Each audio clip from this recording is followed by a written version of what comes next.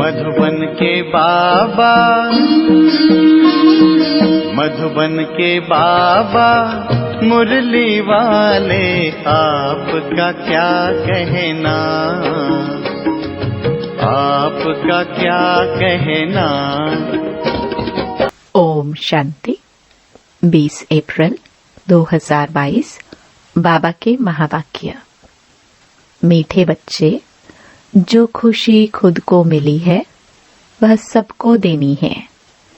तुम्हें सुख शांति बांटने का धंधा करना है।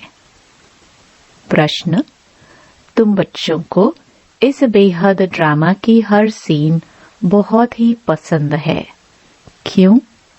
उत्तर, क्योंकि स्वयं क्रिएटर को यह ड्रामा पसंद है। जब क्रिएटर को पसंद है तो बच्चों को भी अवश्य पसंद होगा। तुम किसी बात में भी नाराज नहीं हो सकते। तुम जानते हो, यह दुख सुख का नाटक बहुत सुंदर बना हुआ है। इसमें हार जीत का खेल चलता रहता है। इसे खराब कह नहीं सकते। दिन भी अच्छा तो रात भी अच्छी। इस ड्रामा में जो भी पार्ट मिला हुआ है उसे खुशी से बजाने वाले बहुत मजे में रहते हैं। इस बेहद नाटक की नॉलेज का सिमरन करने वाले सदा हर्षित रहते हैं। बुद्धि भरपूर रहती है। गीत हमारे तीर्थ न्यारे हैं।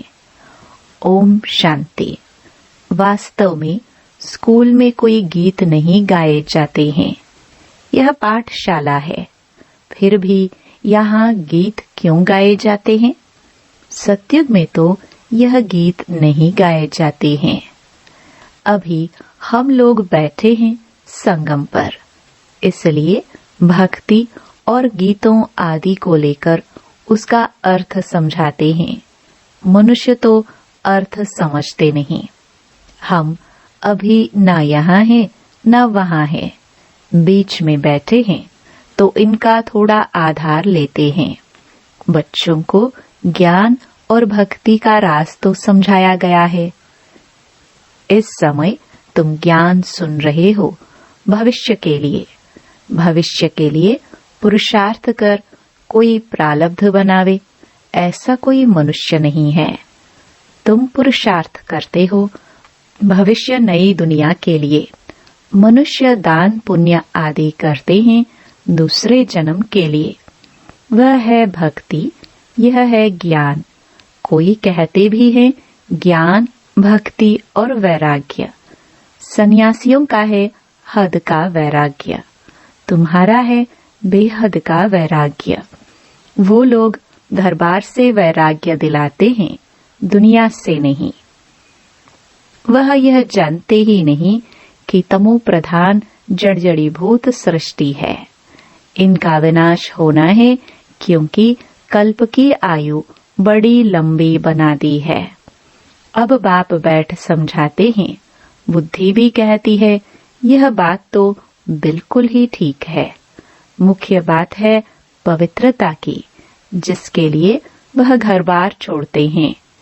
तुम सारी पुरानी दुनिया को बुद्धि से भूल जाते हो। पवित्र बनते हो पवित्र दुनिया में जाने के लिए। तुम्हारी यात्रा है बुद्धि की, कर्मेंद्रियों से कहाँ जाना नहीं है। तुम्हारा शारीरिक कुछ भी नहीं चलता। अभी हम रूहानी बाप के पास जाते हैं। वह जिस्मानी यात्राएं तो अनेक हैं। कब कहाँ जाएंगे, कब कहाँ। तुम्हारी बुद्धि एक तरफ ही है। इसको अव्यभिचारी भक्ति कहे तो भी हो सकता है। तुम एक को याद करते हो, उन सब की भक्ति है व्यभिचारी। अनेकों को याद करते हैं। तुम्हारी है अव्यभिचारी रूहानी यात्रा, जिसमें हम जा रहे हैं वापस अपने घर। वो लोग निर्वाण धाम को घर भी नहीं समझेंगे। कहते हैं पार निर्वाण गया। तुम जानते हो वहाँ हम आत्माएं बाबा के साथ रहती हैं। अभी बाबा हमको लेने के लिए आए हैं। वह समझते हैं हम सब ईश्वर के रूप हैं। कितने शास्त्र आदि पढ़ते हैं, यहाँ तुमको वह कुछ भी नहीं सिखाया जाता है। तुमको तो इन कर्म कांड का भी संन्यास कराया जाता है। यह सब भक्ति के कर्म कांड है। जैसे प्रभु की गत मत न्यारी है। पहले पहले तुमको अलफ सिखाते हैं। बाप खुद ही दलाल बनकर आते हैं। गाते भी हैं परंतु समझते नहीं है। तुमको कोई भक्ति से घृणा नहीं है, कोई से भी घृणा नहीं आती है, जबकि जानते हो कि ड्रामा बना हुआ है। हाँ, समझाते जरूर हैं कि इस पुरानी चीची दुनिया को छोड़ना है, वापस जाना है। जब भक्ति में थे तो भक्ति से प्यार था, गीत आदि सुनने से मौज आती थी।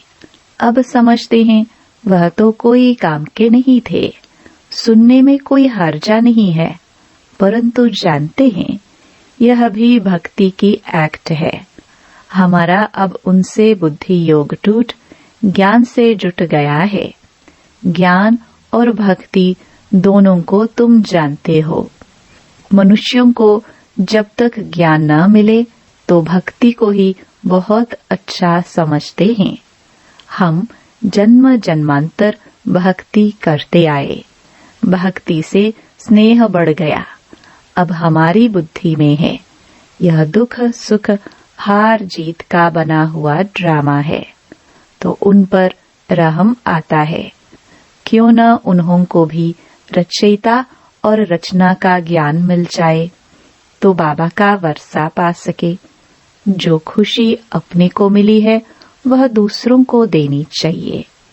सिंध वृत्ति विदेश में बिजनेस करने जाने वाले जब देखते हैं फलानी जगह धंधा अच्छा चलता है तो अपने मित्र संबंधियों को भी राय देते हैं कि फलानी जगह चलो, वहाँ कमाई बहुत अच्छी होगी।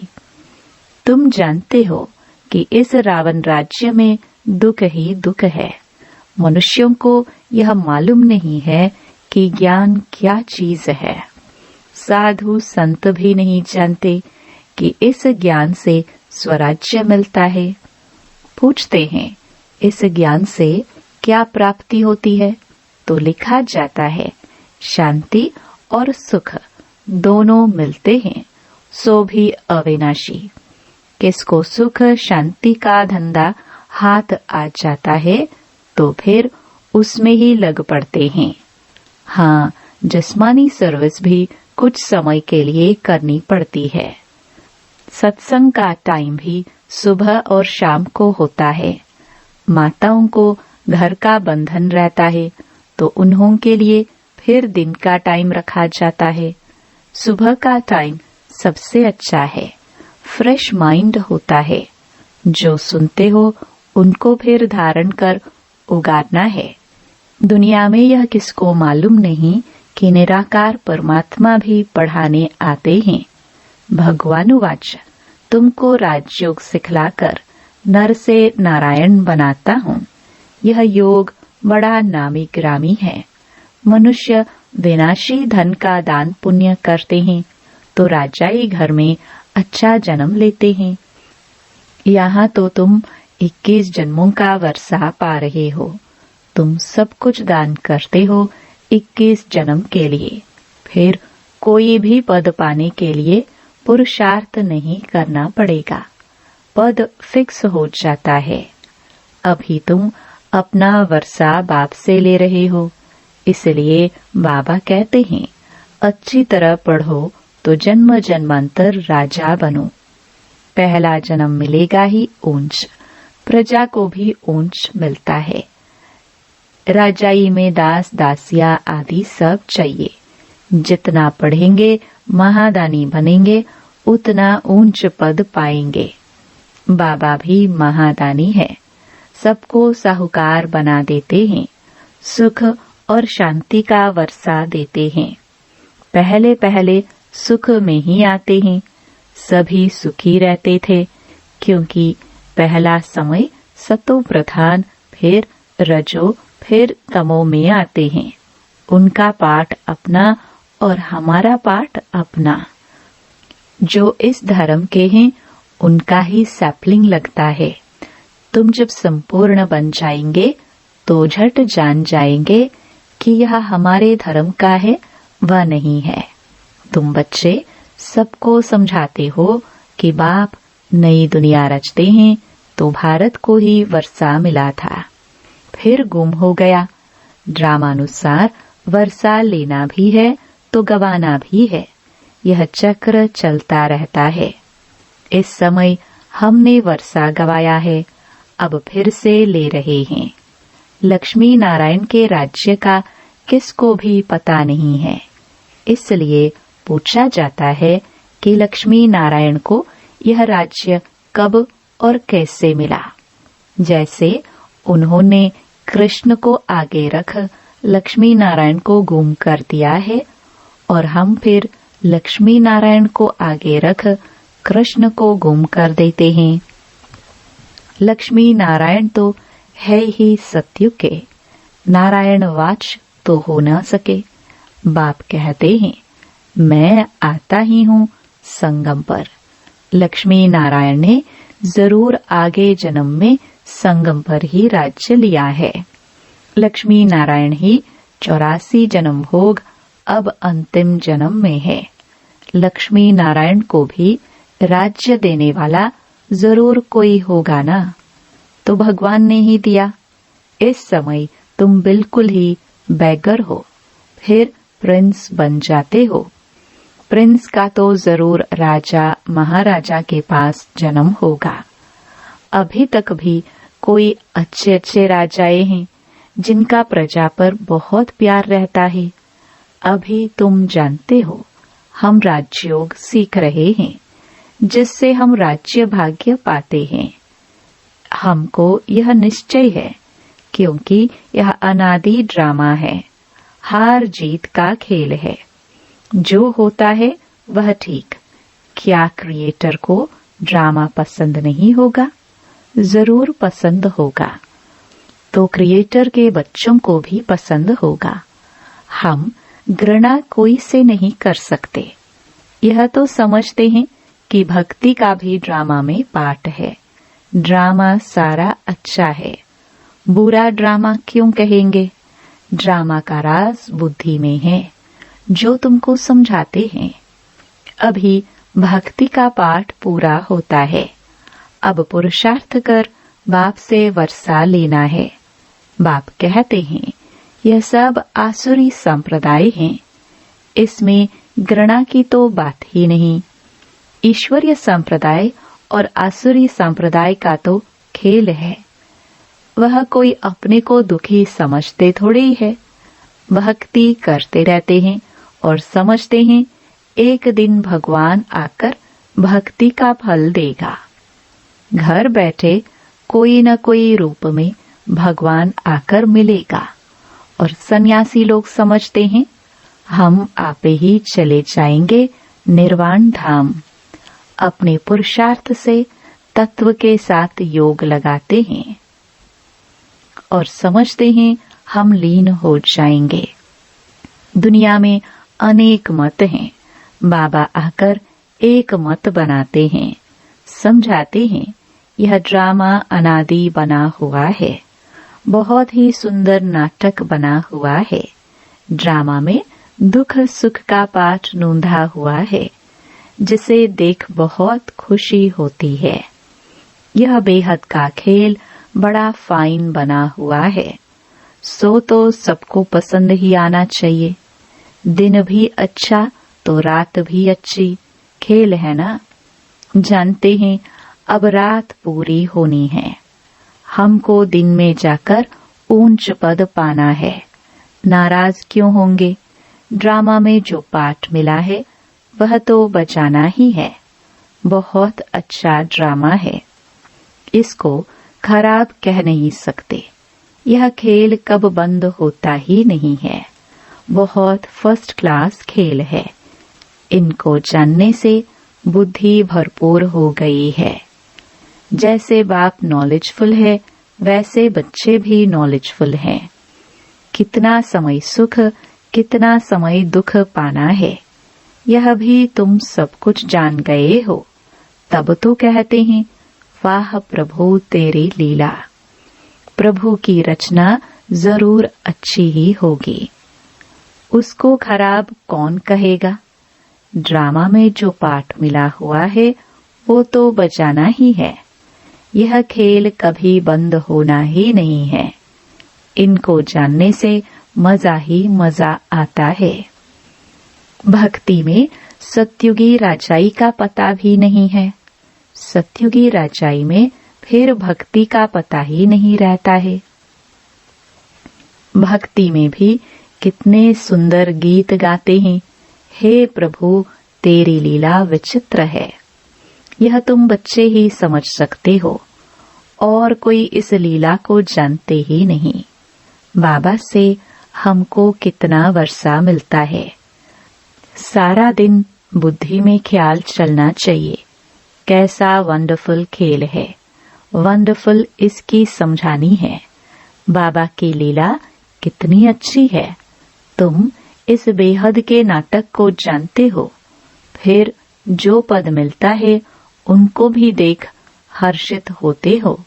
मनुष्य नाटक देख खुश होते हैं ना, वह वैरायटी नाटक होते हैं, यह एक ही नाटक है। इस नाटक को जानने से हम विश्व के मालिक बन जाते हैं। कितनी वंडरफुल बात है, बाप द्वारा तुमने ही जाना है।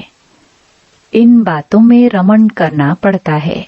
गृहस्थ व्यवहार में रहते 2-3 घंटा निकाल वह नाटक देखकर आते हैं, वह भी किससे पूछा जाता है क्या, बुद्धि में बैठ जाता है।